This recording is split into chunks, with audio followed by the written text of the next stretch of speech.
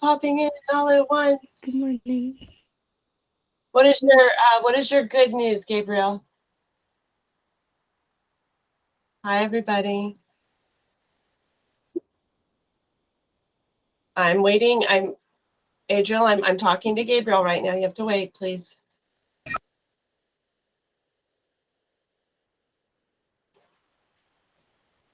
Good morning, everybody. Yay! Congratulations, Gabriel. Is it like where you learn how to make films? That's amazing. Congratulations. All right, everybody. So our warm-up today is National Meatball Day. And I guess I should say, I'm like, how do you guys like to eat your meatballs? But I guess the first thing I should say is, do you like meatballs? And then how do you like to eat them? Yes, Adriel? You want to know my answer? That's what I just asked for. All right. I like to cut up the meatballs and then like cut the meatballs like in half and eat the meatballs. Okay, just plain? Yeah, yeah. How do you eat your meatballs? I'm asking everybody else right now. Taj, okay, you don't like to eat meatballs, all right. What about the rest of you guys? And then there's like traditional meatballs, which is like some type of beef. Sometimes it's with sausage, sometimes with spaghetti. Okay, spaghetti and meatballs. Hi, Jennifer. Sometimes, like, if you have a hard time with red meat, I've had turkey or chicken, pork. You had meatballs yesterday, Shakina? Great. Okay, so you like them by themselves, Samuel?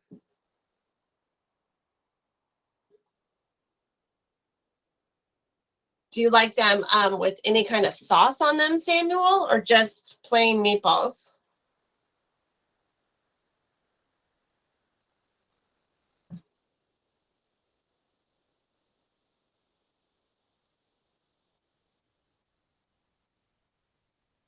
Okay, Ryan, but we're talking about meatballs.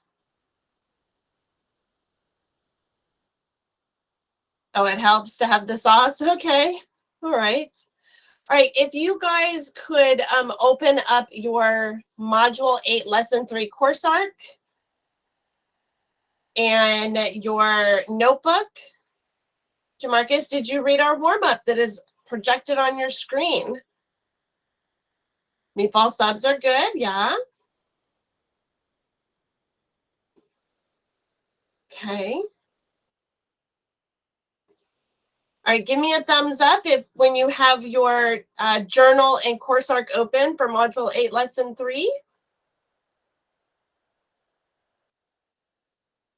I see Taj is hitting his like 15 times. Guys, you only need to hit it once, not multiple times. Okay, Ryan. Awesome. All right, so let's go to our course arc. All right, so we had finished up with Ethiopia yesterday. It says, as you have previously read, Africa was taken over and changed forever by the colonialism that spread throughout the 1800s. The scramble for Africa would leave few areas untouched by the harsh treatment of Europe. While most countries gained their independence by the early to mid 1900s, there are still some lingering effects. As much as Africa has changed over time, it still struggles to escape its past. And then I'm going to play the quick, it's like a 3-minute video about the scramble of Africa. So give me a moment. Oops.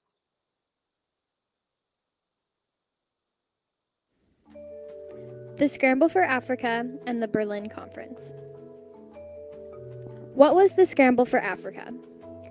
In the 1800s, European countries were rushing into Africa to plant their flags in the land and claim colonies. Because of industrialization, Europe wanted Africa's valuable resources.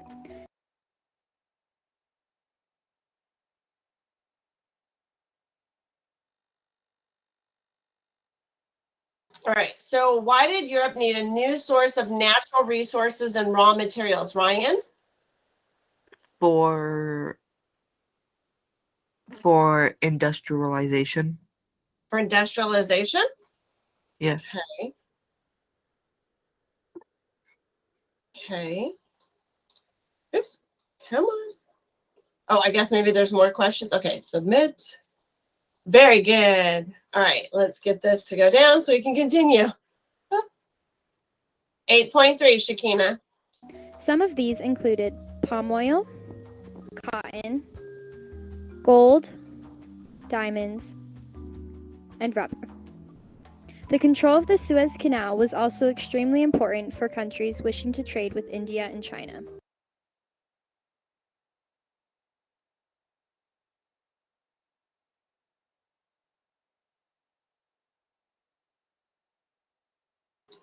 So the question is, why would Europeans want to control the Suez Canal? It says choose two. Provide them an escape route from the Mongols. Suez Canal was not desired by the Europeans.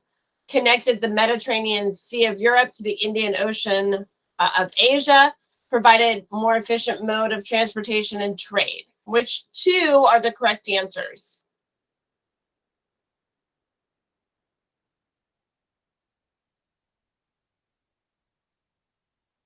Somebody want to tell me? Connected, okay. What's the other one? Yep, and it provided a more efficient trade route. Good. Oh, I was about to say that. Okay.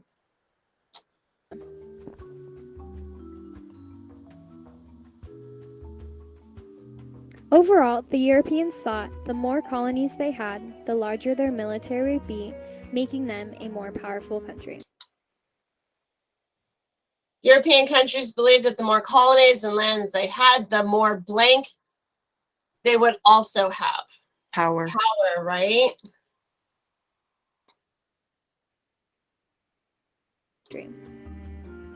In the midst of this scramble to place flags on crucial African lands, disputes popped up over who had the best claim. When this began to disrupt trade and travel, Otto von Bismarck called together a meeting called the Berlin Conference. In 1884, 14 countries, minus anyone from Africa, met in Berlin. Who was not at the Berlin Conference of 1884?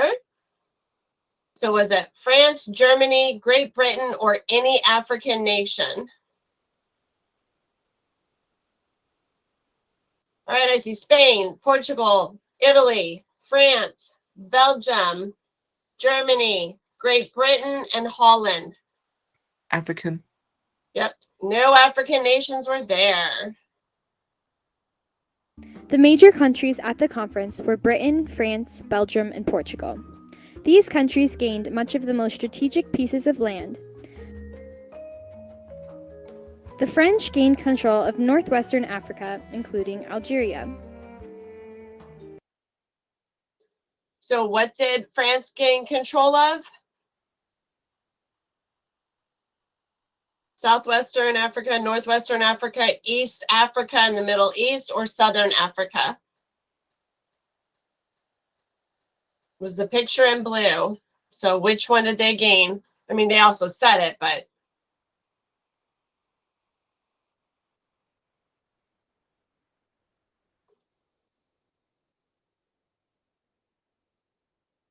Southwest. Southwestern? Wait. No. Sorry. If it is, you're looking, no. Oh my goodness. No, no, no. Let's go back. See if it will let me. Oh, it won't let me go back. So, okay, so obviously we need to definitely do a map exercise. If the top left side of the continent, that's northwestern, and she said northwestern, including Algeria, we're definitely going to do some map exercises, I think. The British had control of both South Africa and Egypt, which included influence over the Suez Canal. King Leopold II of Belgium gained the Congo and Central Africa, and the Portuguese established their control of the western and eastern edges of Africa. King Leopold II of Belgium gained control of was one little section in brown, South right Africa. there in the middle. Huh? South Africa. Belgium is not Great Britain. Two different countries. Oh wait, the Savannah. No. Oh, sorry. The Congo. But thank you for trying, Ryan. It makes me feel like the rest of your classmates aren't paying attention.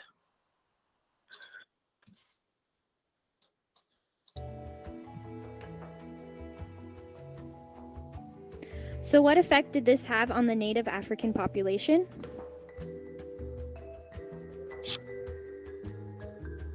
While Europe having their primary goal to be the end of slavery in Africa, their actions resulted in the increase in the women and children slaves. They also claimed to be the most civilized, but in reality, they carried out horrible travesties in their colonies. Okay, it says, what is ironic about the British, and by extension the other Europeans, calling themselves civilized when they took control of Africa? Who can tell me? Yeah, they killed people, right? They were brutal. They were brutal in their rule, right? In particular, in King Leopold II's Congo River Basin, over 5 million were murdered and hundreds had their hands chopped off. How did King Leopold punish the Congolese people? He would chop off their arms and hands. Absolutely. It's pretty harsh, right? Yeah. Yes, Adriel? Europeans also arbitrarily drew boundaries without any regard for the local people groups. It was common for the controlling European power to exploit any existing animosity between people groups in order to keep the population divided and weak. This led to countless disputes, civil wars, and even genocides. Okay, so what are some problems that did not arise when the Europeans ignored the tribal and ethnic borders?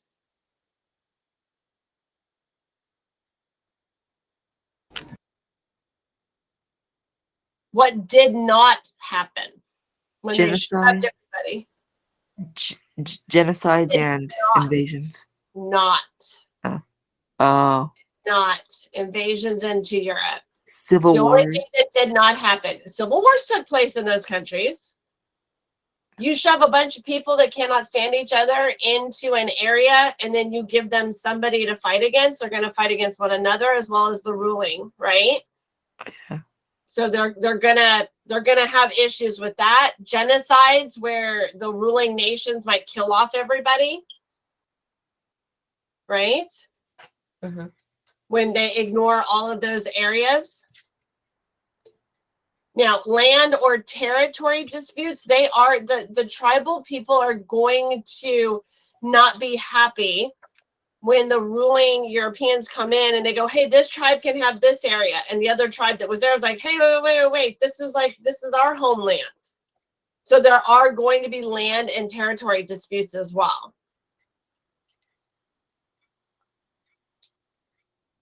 Okay. You might recall the recent stories of thousands upon thousands murdered in the Sudanese civil war and the ongoing conflict between the Hutus and Tutsis in the Darfur massacre. The Industrial Revolution in Europe pushed countries to acquire colonies which could supply raw materials while at the same time becoming a captured market to sell their manufactured goods. This rush for So it says, what two things did the Europeans gain as a result of the scramble for Africa and the colonization of countries? It's in those little arrows. What were those two arrows? They got two things from those colonies. What did they write on those arrows?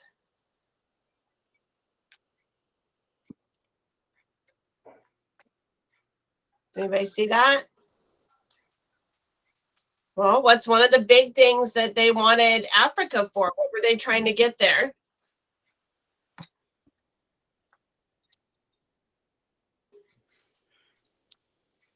Well, they got, no. What did they gain as a result? New markets. Okay, what else?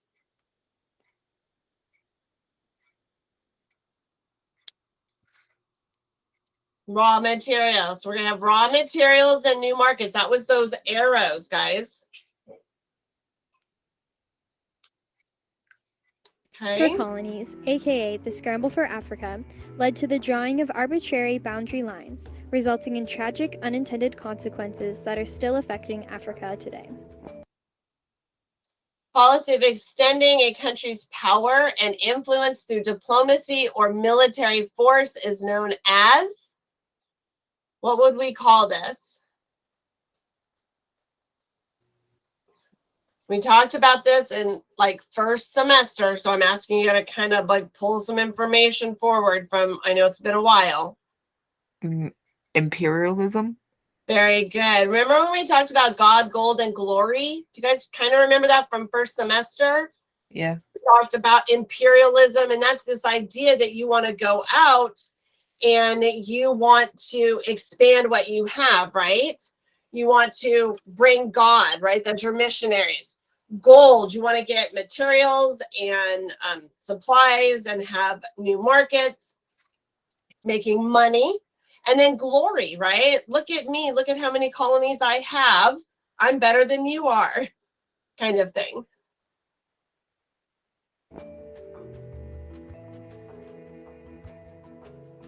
All right. Okay, so it says the following articles give some insight on the continued effects. It takes a look at the national borders that were drawn in Berlin, hence the name Berlin Conference. Then it takes a look at how those national borders still influence life and ethnic identities in the continent. So we're going to click on our blue link. It takes us to the article that says the arbitrary post-colonial borders left Africans bunched into countries that don't represent their heritage, which is something that has caused issues today.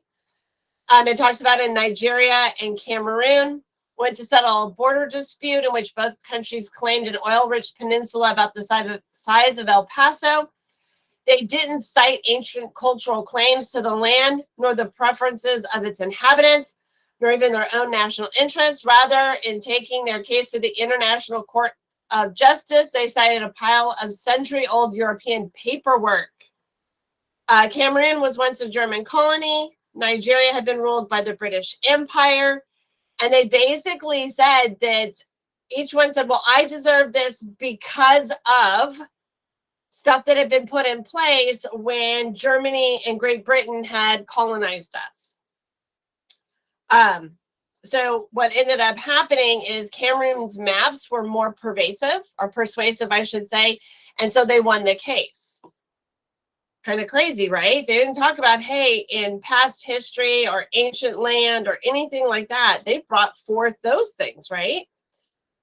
Again, the case has highlighted Africa's commitment to colonial borders drawn without consideration for those actually living there, okay? In much of the world, national borders have shifted over time to reflect ethnic, linguistic, and sometimes religious divisions.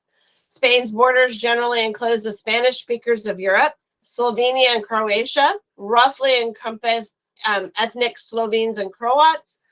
Thailand is exactly what its name suggests. Africa, on the other hand, is different. The nation's largely defined not by its people's heritage, but by the follies of European colonialism. But as the continent becomes more democratic and Africans assert desires for national self-determination, the African insistence on maintaining colonial era borders is facing more popular challenges, which is causing, obviously, issues, right? When European colonialism collapsed in the years after World War II, and Africans resumed control of their own continent, sub-Saharan leaders agreed to respect the colonial borders.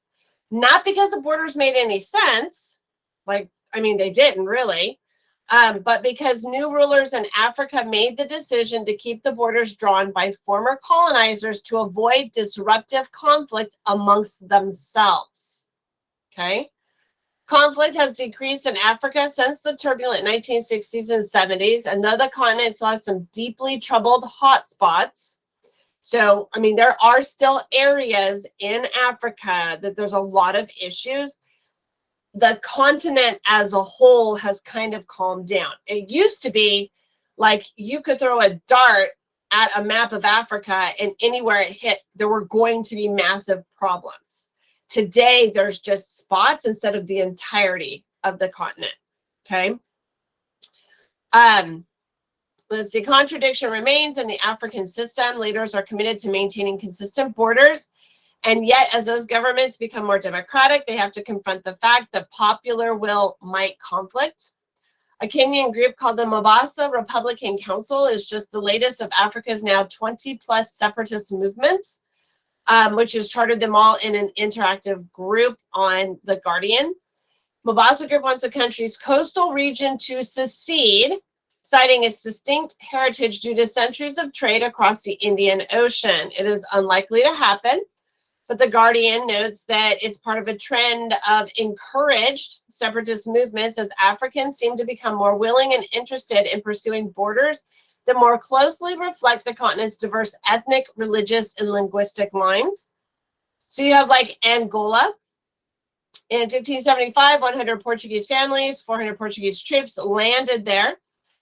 They expanded from there, stopping only when they reached German, Belgian, or British claims. Portuguese consolidated the vast California-sized holdings into a single colony.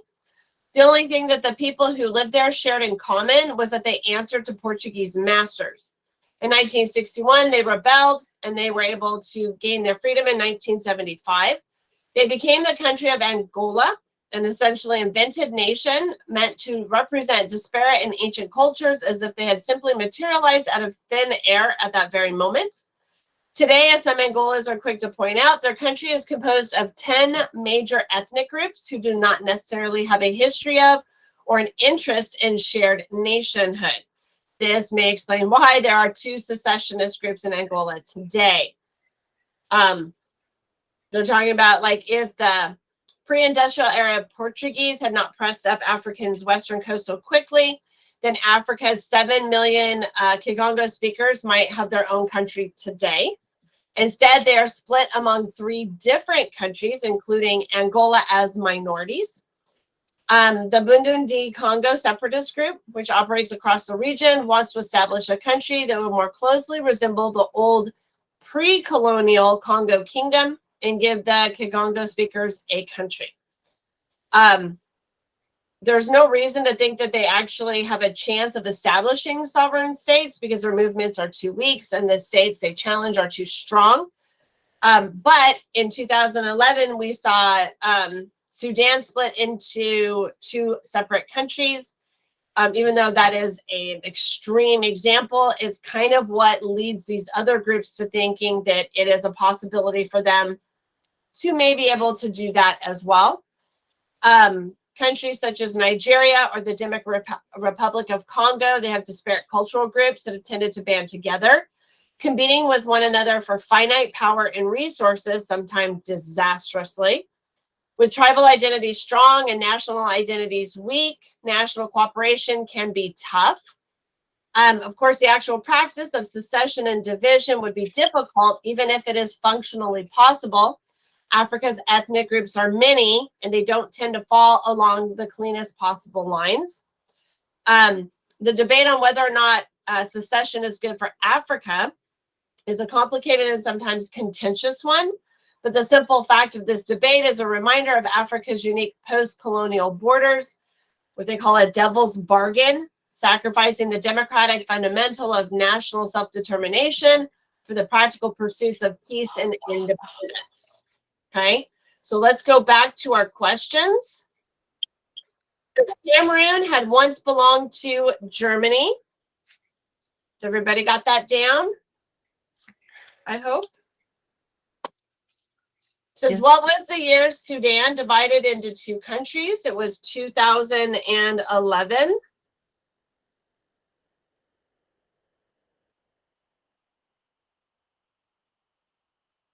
According to the video, more colonies equaled More more power. power, right? Because that's the glory part, right? Look at me, I got all these colonies. Look at how great I am. So Cameroon belonged to Germany. Sudan was divided in 2011. More colonies equals more power. When Europe drew boundaries of their land, they were careful to respect the tribes. Heck no, they weren't. That's a big old false, right?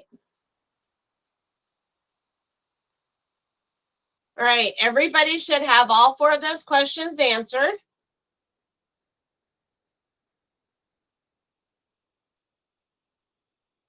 All right, now we're going to move on. Technology change over time. So we've talked about the impact of the Industrial Revolution in Europe. So now we need to talk about on Africa. Since the independence of various nations of Africa, technology has been slow to be used and developed in Africa. There are a lot of different reasons. Travel across the continent is difficult. Electricity in some parts is shaky at best, if they even have it. Some nations are landlocked, meaning that they lack open trade borders to the outside world. So they can only trade with what's around them. They don't have like coasts to get outside of the continent, right? The reasons for their slow tech growth could be a full lesson in and of itself. So we have to look at how the tech sector is possibly growing in Africa. As time has moved on from the 1950s forward, Africa is slowly working to catch up with the rest of the world. So if you look at the map below, it shows where the tech hubs are located in Africa. In the US, we tend to think of like Silicon Valley in California. You also have to look at the Austin area in Texas. Those are some, and then Seattle in Washington. Those are some major tech hubs in our country, right? Google, Apple, Facebook are all located. Although now we have Google and Amazon moving into other parts of the country. The same thing that happened for us 30 to 40 years ago is now happening in Africa. So this shows you there are 442 active hubs. And if you look at the colors, right? So less than 50 hubs is the dark. Or no, wait, greater than 50 hubs, sorry. 20 to 49 is the bright red. Kind of the orangey color is 10 to 19.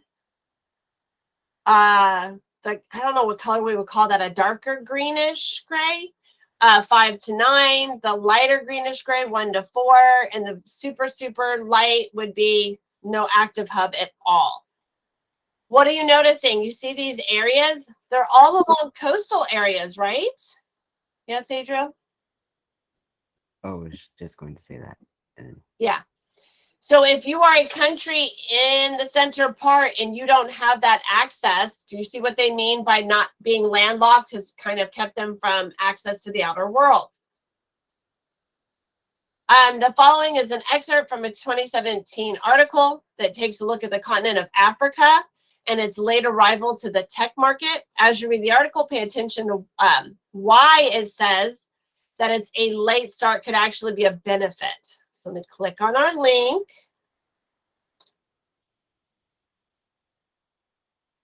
Okay, so today it's talking about the Rwandan startup that initially funded with $126,000 in the first and largest motorcycle ride-sharing company in Africa.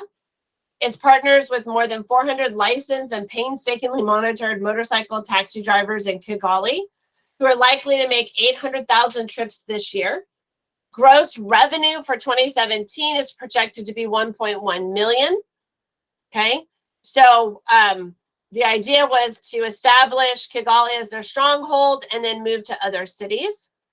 The pride of Engineer belongs to a wave of digital entrepreneurs who aim to transform sub-Saharan Africa.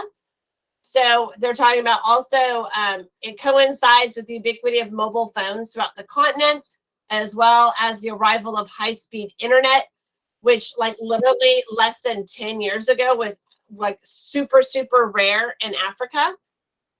During the past few years, tens of millions of dollars of venture capital has flown from the West into countries like Kenya, Rwanda, Nigeria, and South Africa. The result is a generation of innovators whose homegrown ideas could, in the matter of safe motives, improve the lives of their fellow Africans. This development should not be surprising, despite the many political and socioeconomic travails bedeviling Africa's overall progress. One of the ones, the chief strategist for the Rwandan Development Board, he says, on this planet, only one continent is growing faster than all the others in population, and it's likely to keep growing even faster. I've watched Asian countries enviously, and one thing is clear: when you have a developing region with enough members developing an ecosystem, it generates incredible momentum for investment in that region, and that point is now. Their late arrival to the digital economy comes with certain competitive advantages, so it benefits from advances, and the mistakes that were already made before have all been corrected at the time that they're jumping into it. The population is younger, which means they are more apt to take risks, to get more involved in technology, into all of these different types of things, right? Talks about Ndomo was one of the first Kenyans to promote his country's tech potential with the nickname Silicon Savannah. Today, he says the hype is warranted thanks to the mobile money transferring innovation launched in 2007 by Kenya's M-Pesa. Africans with a cell phone can deposit and withdraw cash at many shops without having to visit a bank or ATM. Mobile money transfers are also being used to pay for power from solar panels that off-grid energy companies install on homes lacking electricity. It talks about an app called iCow helps herders manage their cattle populations. Another one called Kaitabu makes it possible for students and teachers to lease textbooks on their mobile devices. However, an unwelcome economic disadvantage may be in Africa, it has sparked ingenuity. So, you know, when you and I need something, we go to Amazon. In the village, they actually have to invent it. So let's go back. Says Africa's current tech explosion is being compared to, obviously, Silicon Valley. There is an app to help herders manage their cattle. That's true. iCow. Crazy, right? Travel can be difficult in the continent, which makes technology growth easy. No, that's going to be false, right? Because you still have to be able to run lines and get things in place. So if travel is difficult, it doesn't make tech growth any easier. Okay, do you guys all have that?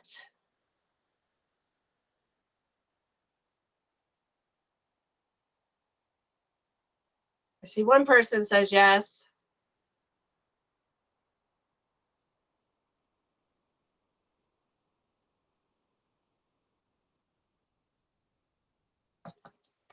All right, we're going to move on to our Google Map tour. So this is the first question in our journal, which means we got to go to the Google Earth. All right, so the areas we're going to talk about in our journal. Well, I'm sorry, Jameson, but you should be doing the stuff that we're talking about. It's not my job to entertain, it's my job to educate. And I find I have a lot of students who are very, very, like, do not understand what's going on in Africa. How do I know that? Oh, you already did all that? Okay. I haven't graded them yet because it's fourth quarter. So maybe you should double check that you've done it all correctly too. Okay. All right. So the countries we're looking at: Kenya, the DRC or the Democratic Republic of the Congo, Liberia, Tanzania, and Burundi. Okay. All right. So Kenya. So we know Kenya is very ethnically diverse. They've had a lot of different groups that have moved into this area. Archaeologists believe that human existence may have begun in the region that is now considered Kenya, some 2.5 million years ago. And then, of course, some say, no, it's further back. It could be even 5 million years ago. Evidence indicates that farming and herding communities migrated into the area from the north around 2000 BC. And Bantu and Neolithic speaking peoples from the Sudan region began arriving in 500 BC. So you have, you know, birthplace of man, and then you have groups that have been migrating in. And what does that mean? Well, everybody's bringing language and customs, and well, in some case, instead of being hunter-gatherers, now let's like herd animals, let's farm, which means now we're going to stick to one place. And then in the 1st century AD, trade began between coastal inhabitants and the Arab world was flourishing. So then we have Arabs moving into this area as well. And then the Arabs, who gradually intermingled with the local Bantu people, dominated trade in the area to the end of the 15th century. And then, of course, you have the Europeans coming in after that. Okay. The DRC, Democratic Republic of Congo, really originally populated by Pygmies, followed by Bantu speakers. So now we see Bantu speakers moving, you know, into Kenya and into the DRC. And then Europeans coming in, and the resulting slave trade caused a lot of issues. So then we have migrations by Bantu peoples. Then we have Europeans coming in and kind of taking over these areas. So I'm seeing two commonalities, right? Liberia is on the western coast. It's in what would be known as the Ivory Coast, the trade area, right? For century, coastal and inland areas of Liberia were inhabited by various African tribal groups that migrated from the region of present-day Sudan. So now we're seeing another group. We saw that in Kenya. Now we're seeing it in Liberia, Sudanese migration. The French were the first Europeans to arrive, building trading posts along the coast. Then the Portuguese enjoyed century-long domination until about 1561. All right, so we can also add the Portuguese being amongst a lot of the people that were making, I guess, first European contact. Modern-day Liberia was established by the U.S. Colonization Society, an American organization founded with the purpose of resettling freed slaves in their native African lands in 1816. In 1822, African rulers in the western coastal region granted the society territory for its project. So then we have Portuguese coming into there. Then we have them, like this whole idea of sending slaves back to Africa. That was the thought process here. And then in 1847, them becoming their own country. Okay. Tanzania. So Tanzania is also on the eastern and southern portion. Documents the spreading of ceramics, herding, grain, farming, and ironworking in eastern and southern Africa from about 200 BCE to the 6th century CE. We also see a lot of Roman influence and Roman trade that, you know, going up the Nile River makes sense, a river being a good way of trade. We had Hellenized Egyptians carried Roman trade on these routes to India, but also south down the African coast, at least as far as Tanzania. East Africa's trade linked the coast and the interior. So now you have them trading along the coast. They would then bring it into the interior. They would trade there and then bring it back to the coast. Okay. Last one, Burundi.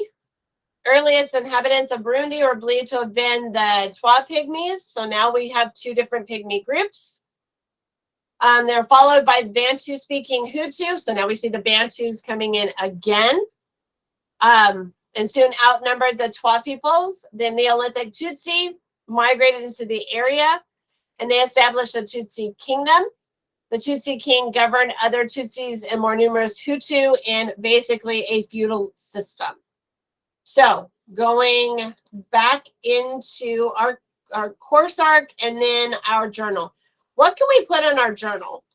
Let's go to the journal. How do all of these points relate to the topic of the lesson? Give me something to put in here, guys.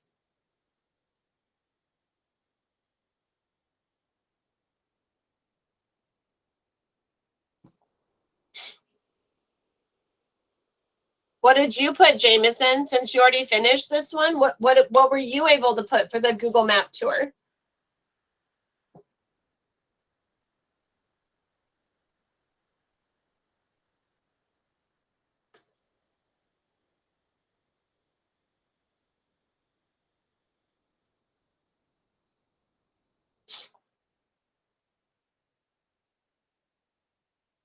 I mean, you guys can mic if you want to tell me what to type in here.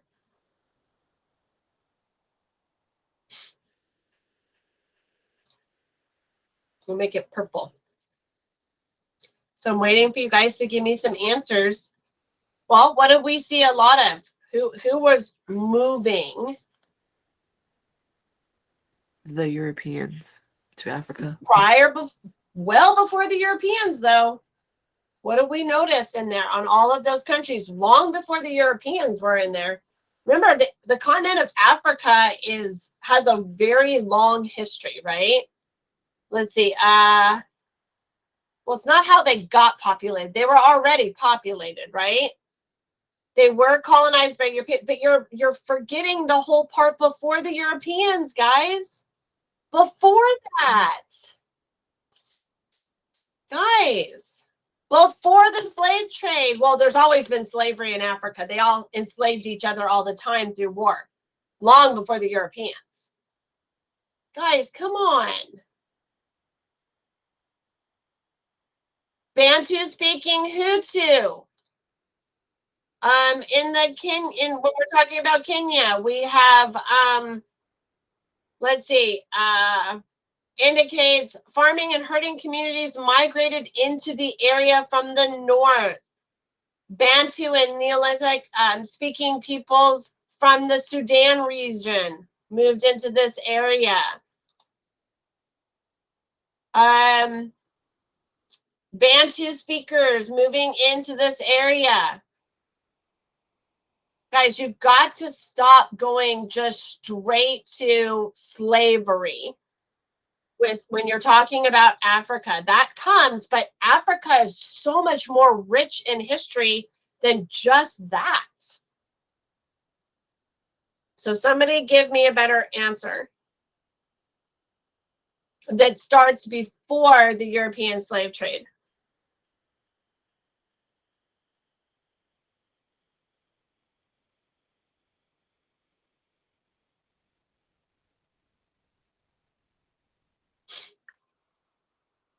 Go to your thing. Go to your thing and tell me.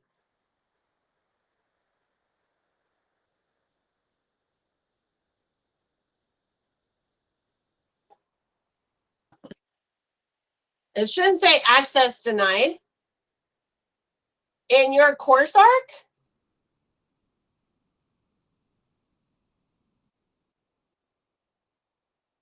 Yeah, good idea. How about somebody else throw in there? There's quite a few of you guys that I have not heard from today. Makes me think you guys logged in, then walked away. Eric, can you give me an answer, please?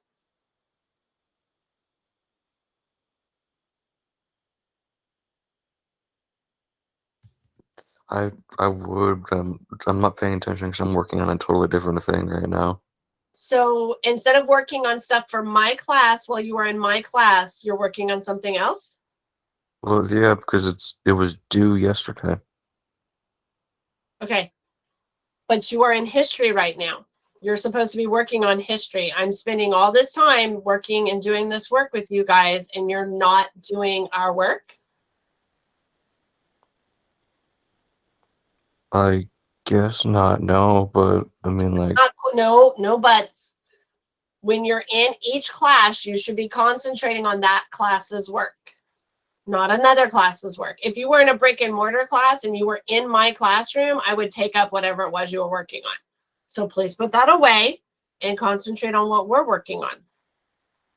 There's I mean, literally only two I do questions. that for your stuff in other classes, but That all don't right. do my stuff in other classes. Do my stuff in this class. Do their stuff in their classes.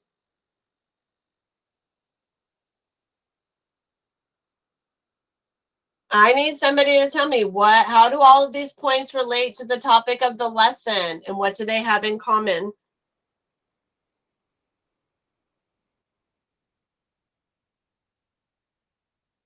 It's going to be a very boring video when people go back to look at it and there's no answers in here, because I'm not just typing up the answers. I'm not giving you answers. I already give you guys a 50 to start off with. I think you guys can give me some answers. So before we get to the European slave trade, please look back at the Google Maps, look at each of those countries, and tell me some things that they have in common. Okay, Brendan. What are some other things that they have in common? I was very adamantly pointed some things out when I was reading those. What were some of the things that I repeated or I pointed out?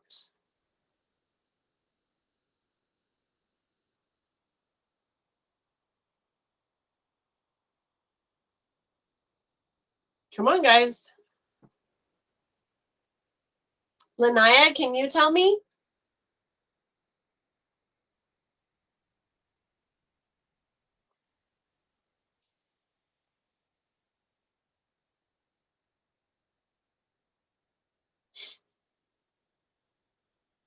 Or Mylan?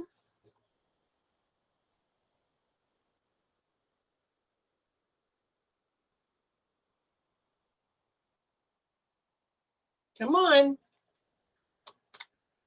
What are some of the things that we see in here? Lanaya? Okay, migration is one. So what can we say about migration? Can anybody tell me? I mean, you're on the right track.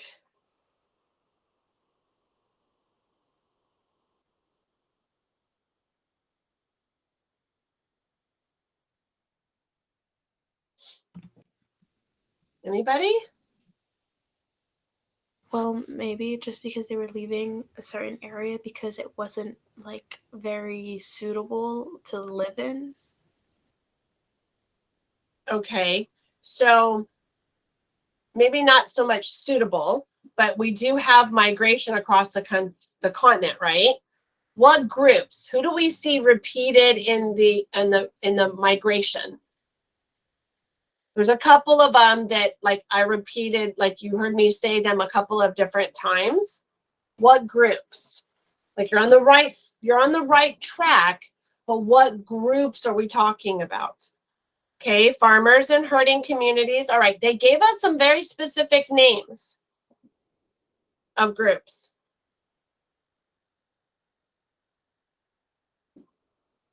There were two pretty good, the farmers and herding communities came from where? And there was another group that they talked about. A certain group of different speakers.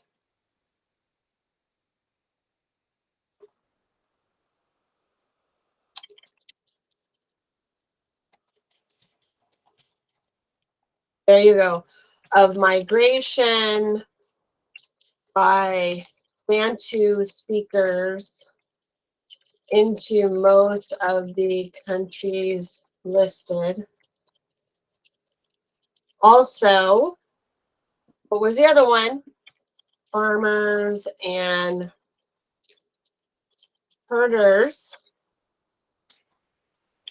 from, where were the farmers and herders from?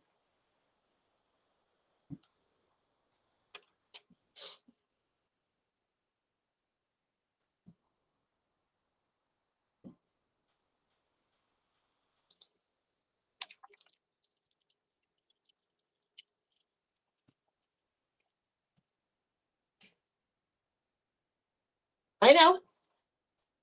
I want you guys to tell me. I'm not putting this up there for you guys to copy what I'm typing until you guys give me some more, and then I will add more to it. From the north, they said where in the north? They were kind of specific from the northern area of, starts with an S, Sudan, right?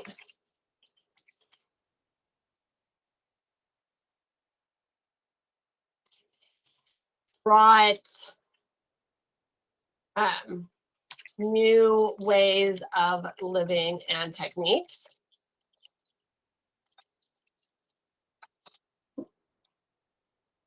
We also saw the Portuguese making contact in many of these countries, right? And setting up trade. Finally, we see other Europeans colonizing these countries.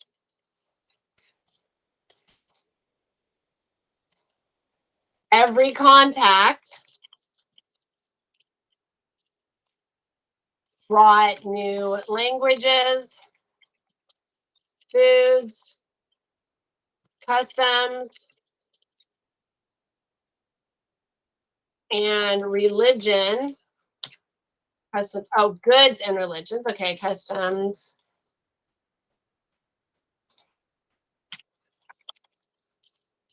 Goods and religion